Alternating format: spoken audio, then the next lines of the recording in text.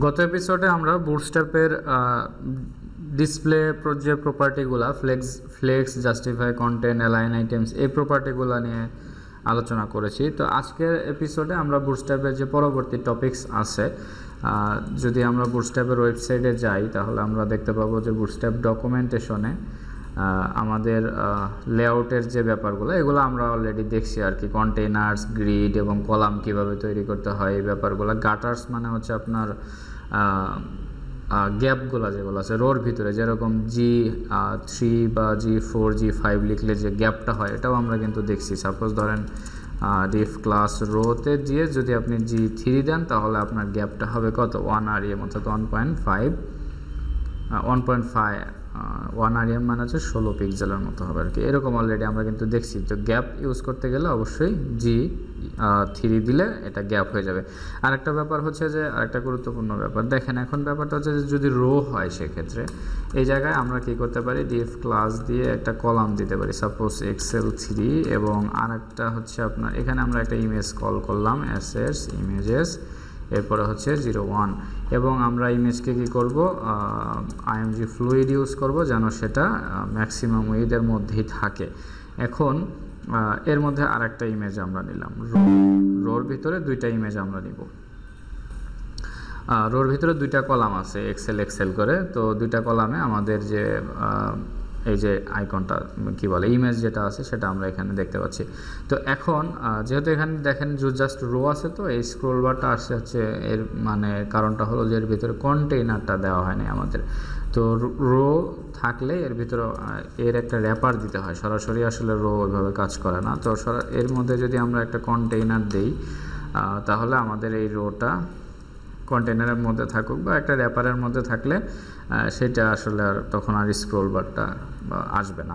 তো এই হচ্ছে ব্যাপার। তো এখন যদি আমরা ধরেন যেটা হয় সেটা হচ্ছে যে গ্যাপ যে প্রপার্টিটা আমরা গ্যাপ 3 ইউজ করছি, তার মানে গ্যাপ 3 হয়ে গেছে। যদি আমরা গ্যাপ 5 দিই তাহলে কি হবে, আমাদের গ্যাপ আরও বেড়ে যাবে, মাঝখানে গ্যাপ 48 পিক্সেল হবে গ্যাপ 5-এ।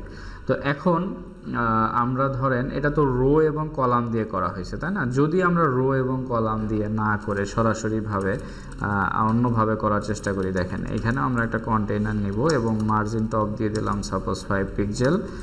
এরপরে এই জায়গায় আমরা কী করলাম, আমরা রো দিব না, আমরা কাস্টম রো আমাদের রো দিব। হ্যাঁ, সাপোজ এইখানে আমরা ফ্লেক্স করব ডিফ্লেক্স, এবং এর ভিতরে আমরা দুইটা কলাম নেব। সাপোজ ধরেন img র্যাপার নামে দুইটা ডিভ আছে, ঠিক আছে? তো এইখানে আমরা img src assets images তারপর হচ্ছে এটা আমরা দিয়ে দিলাম, এবং এই জায়গায়ও আমরা কি করব img ফ্লুইড ইউজ করব।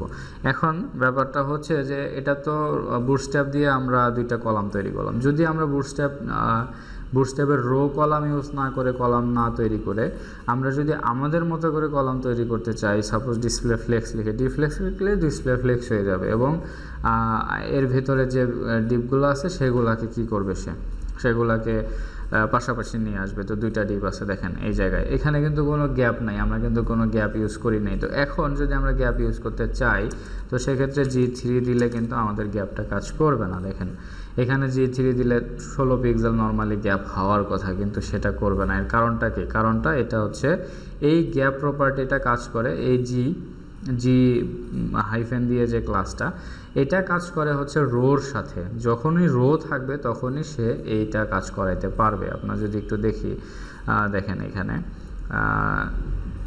আমরা যদি ধরেন এই যে গ্যাপ 5 যদি আমরা চিন্তা করি, এই যে দেখেন গ্যাপ 5 এইখানে যেটা ভ্যারিয়েবল থেকে পাচ্ছে সেটা হচ্ছে bs গাটার y, এবং এইটার হচ্ছে এই bs গাটার y, এটার মিনিংটা হলো যে আপনার অবশ্যই এটা একটা রোর ভিতরে থাকা লাগবে, এর বাইরে আসলে মানে কাজ করবে না। এটা ভ্যারিয়েবলটা ওইভাবেই ডিক্লেয়ার করা।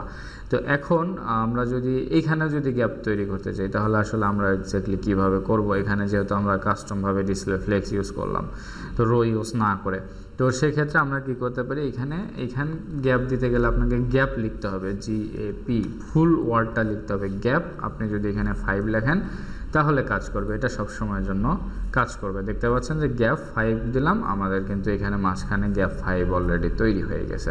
তো এই হচ্ছে আমাদের গ্যাপ তৈরি করার যে ইয়াটা বুটস্ট্র্যাপের যে ক্লাসগুলো আছে সেগুলা। তো এখন এর পরে আমরা এর মধ্যে ধরেন আমাদের যেটা আছে সেটা হচ্ছে যে কন্টেন্টের মধ্যে যে প্রপার্টিগুলো আছে সেগুলো একটু আমাদের ইম্পর্টেন্স।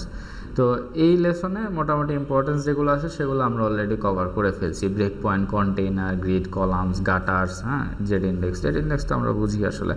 আর তারপরে হচ্ছে আমরা কি করতে পারি, কন্টেন্টের ভিতরে দেখেন আমরা টাইপোগ্রাফি আছে, ইমেজেস আছে, টেবিলস, ফিগার্স। তো আমরা যদি ধরেন এই টাইপোগ্রাফি বা রিবুটে যদি দেখি, তো এই জায়গায় আসলে বিষয়গুলো কি, এগুলো হচ্ছে মানে ভ্যারিয়েবল তৈরি করে আপনি যদি ওভাররাইড করতে চান তো সেক্ষেত্রে অনেক সময় করতে পারেন আর কি। আচ্ছা, এবং রিবুটে ওরা হচ্ছে যেটা করে সেটা হলো যে ওদের ভ্যারিয়েবলে আমাদের যে টাইপোগ্রাফিগুলো আছে, সাপোজ H1 থেকে শুরু করে নিয়ে H5 বা প্যারাগ্রাফ, অ্যাঙ্কর ট্যাগ, এইগুলাতে কিছু ডিফল্ট সিএসএস ওরা মানে লিখে আর কি এটাকে ইয়া করে ফেলে আর কি, অন্যরকম একটা ব্যবহার উপযোগী করে আর কি নর্মালি। তো দেখেন আমরা যদি টাইপোগ্রাফির মধ্যে যাই তাহলে আমরা দেখতে পাবো এই টাইপোগ্রাফি রিলেটেড আসলে কি কি আছে। তো টাইপোগ্রাফি রিলেটেড দেখেন H1 এর একটা ফন্ট সাইজ ওরা ডিক্লেয়ার করছে, H2, H3, H4, H5। তো নর্মালি বুটস্ট্র্যাপ ছাড়া যদি আপনি একটা H1 লেখেন সেটার যে ফন্ট সাইজ হবে, বুটস্ট্র্যাপের সাপোর্ট থাকলে যদি H1 আপনি লেখেন সেটার ফন্ট সাইজ কিন্তু এক হবে না। তো এইখানে তাদের ফন্ট সাইজটা এইভাবে বড় আকারের শো করানো আছে, H2, H3 এইভাবে মানে ধাপে ধাপে তারা কিছু স্টাইল তারা ডিক্লেয়ার করছে এই জায়গায়। তো এখন এরপরে আরেকটা ব্যাপার আছে সেটা হচ্ছে যে ডিসপ্লে প্রপার্টি, অর্থাৎ ডিসপ্লে যে ক্লাসগুলো আছে এগুলা। তো দেখেন এখানে H1 এ ডিসপ্লে 1, ডিসপ্লে 2, ডিসপ্লে 3 এইভাবে কিন্তু তারা ইউজ করছে ক্লাসগুলা। তো এটার মানেটা হলো যে ডিসপ্লে টেক্সট তো ধরেন অনেক বড়, H1 ধরেন আপনার একটা লিমিট আছে, আপনার ধরেন এই যে H1, এটা হলো H1, তো এটার ফন্ট সাইজ আসলে কতই বা হয়। আমরা যদি একটু ইন্সপেক্ট করে দেখি তাহলে আমরা বুঝতে পারবো যে এটার ফন্ট সাইজ আসলে 2.5 REM, অর্থাৎ ধরেন আপনার 32 পিক্সেল এবং আপনার হলো 8 পিক্সেল, অর্থাৎ 40 পিক্সেল হচ্ছে আমাদের H1 এর ফন্ট সাইজ। এবং এই ফন্ট সাইজটা যদি আপনি ইউজ করতে চান তো সেক্ষেত্রে আপনি কি করতে পারেন, এটা কিন্তু পির ভিতরেও করা যাচ্ছে। আপনি জাস্ট ক্লাস হিসেবে যদি H1 অ্যাড করে দেন তাহলে এই H1 থেকে আপনার ফন্ট সাইজটাও ওইভাবে পেয়ে যাচ্ছে। তো এখন ব্যাপারটা হচ্ছে যে এর থেকে বড় যদি কোনো কিছু লাগে আমাদের ওয়েবসাইটে সেক্ষেত্রে আমরা কি করতে পারি, সেক্ষেত্রে আমরা ডিসপ্লে যে ক্লাসটা আছে সেটা ইউজ করতে পারি। দেখেন ডিসপ্লে, তো সাপোজ ধরেন আমরা একটা H1 কল করলাম, এখানে আমাদের হিরো সেকশনে মনে করেন অনেক বড় একটা টেক্সট আছে। সাপোজ আমরা এখানে দেখলাম আমরা এর আগে এয়ারনাইকে প্রজেক্ট করছিলাম, তাই না? তো এয়ারনাইকে আমরা যদি ধরেন এই জায়গায় আমরা লিখি H1 এর ভিতরে দেখেন এখানে এয়ারনাইকি H1 এ এটা ফন্ট সাইজ হচ্ছে H1 থেকে পাচ্ছে, বুটস্ট্র্যাপ থেকে পাচ্ছে, এখন এই যে 2.5 REM পেয়ে যাচ্ছে। তো এখন আমরা এটাকে আরও বড় সাইজ করব, কিভাবে করব দেখেন এখানে ক্লাস দিয়ে ডিসপ্লে 1 থেকে নিয়ে 5 পর্যন্ত আমরা এখানে ইউজ করতে পারবো। দেখেন ডিসপ্লে 6 আছে, 6 পর্যন্ত, ডিসপ্লে 1 থেকে নিয়ে 6 পর্যন্ত আমরা ইউজ করতে পারবো, একদম এক্স্যাক্টলি হেডারের মতোই দেখেন। তো এই জায়গায় আমরা কি করলাম, এই যে ডিসপ্লে 1 দেওয়াতে এটার ফন্ট সাইজ কত হয়ে গেল, 5 REM হয়ে গেল, অর্থাৎ 72 পিক্সেলের মতো হয়ে গেল আর কি। তো এটা হচ্ছে ধরেন H1। এখন ব্যাপারটা হচ্ছে যে ডিসপ্লে দিলে আবার আপনার এটা লাইট হয়ে গেল, এটা আমরা তো H1 নর্মালি বোল্ড ছিল, কিন্তু এটা ডিসপ্লে ক্লাস দেওয়াতে সেটার ফন্ট ওয়েটটা চলে গেছে, ফন্ট ওয়েটটা চলে যায় যে ফন্ট সাইজটা আসলে ডিক্লেয়ার হয়েছে। তো সেক্ষেত্রে আমরা যদি চাই যে না ফন্ট ওয়েট এটার বোল্ডই থাকবে, আমরা কিন্তু ফন্ট ওয়েট বোল্ড নামে একটা ক্লাস অ্যাড করে ফেলতে পারি। তো এই ক্লাসগুলো কিন্তু আমরা আসলে bootstrap.css এর ভেতর থেকে রিসার্চ করেই বের করা। হ্যাঁ, তো সেক্ষেত্রে ডিসপ্লে 1 আপনি যদি ফন্ট ওয়েট দুইটা ক্লাস একসাথে ব্যবহার করেন আপনি ফন্ট সাইজ বড়ও পাচ্ছেন এবং ফন্ট ওয়েট বোল্ডও পাচ্ছেন, এটা হলো ব্যাপার। এবং ফন্টের ওয়েট আপনি এখান থেকে কন্ট্রোল করতে পারবেন। ফন্ট ওয়েট যদি আপনি সেমি বোল্ড ইউজ করেন এই জায়গায় তাহলে সে এটাকে সেমি বোল্ড করে ফেলবে, দেখতে পাচ্ছেন এটাকে সেমি বোল্ড হয়ে গেল। এবং আপনি যদি নর্মাল করতে চান মানে 400 করতে চান তো ফন্ট ওয়েট রেগুলার ইউজ করতে পারেন, ঠিক আছে, ফন্ট ওয়েট রেগুলার। তো এই জায়গায় এসে সার্চ করে যদি আপনি ইজিলি দেখতে পারেন, ধরেন হচ্ছে ফন্টের ওয়েট যদি আপনি 700 করতে চান তো সেক্ষেত্রে আসলে কি সিএসএস লেখা উচিত। হ্যাঁ, তো এটা তো ট্যাগ, এটা তো আর ক্লাস না, তাই না, ডিটি যেটা আছে। ওকে, তো এখানে জাস্ট ফন্ট ওয়েট শুধু একাই নাই, আরও আছে ব্যাপারগুলো। তো এক্ষেত্রে দেখেন ফন্ট ওয়েট বোল্ড এই ক্লাসটা যদি আপনি ইউজ করেন ফন্ট ওয়েট 700 এটা আপনি এখান থেকে লিখতে পারবেন। তো এক্স্যাক্টলি এরকম ফন্ট ওয়েট 400, 500, 600 আপনার মতো করে আপনি সার্চ করে দেখবেন যে আসলে কোন জায়গায় কী দেওয়া আছে। তো এইভাবে আমরা চাইলে এটার টাইপোগ্রাফি রিলেটেড যে সিএসএসগুলো আছে এগুলো আমরা এখান থেকে শিখে ফেলতে পারি। অর্থাৎ 1 থেকে নিয়ে 6 পর্যন্ত দিয়ে আপনি দেখবেন যে আসলে কত পিক্সেল হয়। একদম লাস্ট যে 6 ডিসপ্লে যে 6 এটার প্রপার্টি যদি আমরা দেখি এটা কত, এটাও 2.5 আরপিএম, অর্থাৎ এটা হচ্ছে আমাদের হেডিংয়ের মতো আর কি। H1 এর যে ফন্ট সাইজ এইটার একদম ডিসপ্লের লাস্ট যে স্টেজ ডিসপ্লে 6 সেটাতে হচ্ছে 2.5 আরপিএম। তো ডেফিনেটলি আপনি যদি H1 এর থেকে বড় টেক্সট আপনার ওয়েবসাইট ইউজ করতে চান তো সেক্ষেত্রে 5, 4, 3, 2 এইভাবে দিতে পারেন আপনার প্রয়োজন অনুসারে। তো এটা হচ্ছে ব্যাপার। এখন এই ডিসপ্লে রিলেটেড বিষয়গুলো এখন এখানে গেল। এরপরে আমরা যেটা দেখতে পারি সেটা হচ্ছে যে ইমেজ রিলেটেড কী কী ক্লাস আছে। তো এই জিনিসগুলো এসে আপনাদের একটু এখানে একটু সময় স্পেন্ড করতে হবে। একটু সময় দিলে আপনার অনেক ইজিলি অনেক কিছু বুঝতে পারবেন, দেখতে পারবেন, এই হচ্ছে ব্যাপার। তো আসলে এত ফিচার যেটা আসলে কোনো ক্লাসে আসলে এভাবে বলা সম্ভব না। এগুলো শেখার জন্য আপনাদের যেটা করা লাগবে এটা জাস্ট একটা গাইডলাইন যে আপনি কিভাবে শিখবেন। যেরকম আপনি বুটস্ট্র্যাপের সিএসএস ফাইলে সার্চ করে শিখতে পারেন, যেরকম আপনি ডকুমেন্টেশনে এসে দেখতে পারেন কি ক্লাস আছে এবং কি করা যাচ্ছে আসলে। এটা হচ্ছে বেসিক গাইডলাইন। এখন এই গাইডলাইনে আপনাকে কিছু সময় দিতে হবে এই জায়গায়, 1 দিন 2 দিন বা 7 দিন 8 দিন যাই লাগে। তো এইভাবে দেখার পরে কিছু সময় দেওয়ার পরে দেখবেন যে আপনি বুটস্ট্র্যাপের অনেকগুলা ক্লাস সম্পর্কে পরিচিত হয়ে গেছে আপনার, এবং আপনি ওই ক্লাসগুলো এখন ইজিলি ইউজ করতে পারতেছেন। তো এই যে ইমেজের ভেতরে যদি আমরা আসি দেখতে পাচ্ছেন এখানে রেসপন্সিভ ইমেজ, হ্যাঁ, তো আমরা অলরেডি কিন্তু এটা ব্যবহার করছি IMG ফ্লুইড, মানে ম্যাক্সিমাম উইথ 100%। এরপরে আমরা যদি দেখেন ইমেজ থাম্বনেইল যদি আমরা ইউজ করি তাহলে কি হবে, ইমেজটা আসলে এরকম থাম্বনেইলের মতো একটা ডিজাইন হয়ে যাবে। তো দেখেন আমরা যদি ধরেন আমাদের ইমেজ আছে এই জায়গায়, তো এই জায়গায় যদি আমরা ইমেজ থাম্বনেইল ক্লাসটা ইউজ করি, সাপোজ হচ্ছে ইমেজ থাম্বনেইল। ওকে, ইমেজ থাম্বনেইল ক্লাসটা দিলে আমাদের আসলে কি পরিবর্তনটা ঘটে দেখেন। এই জায়গায় আমরা ইমেজ থাম্বনেইল ক্লাসটা ইউজ করছি। তো এইখানে আমরা কিন্তু ইজিলি দেখতে পাচ্ছি, যদি আমরা আরও জুম করি তাহলে আরও দেখতে পাবো। দেখেন এটা চারপাশে একটা বর্ডার চলে আসছে হালকা করে, এবং এইগুলো হলো নর্মাল ইমেজ। তো এটা হচ্ছে থাম্বনেইল ইমেজ আর এগুলো হচ্ছে নর্মাল ইমেজ।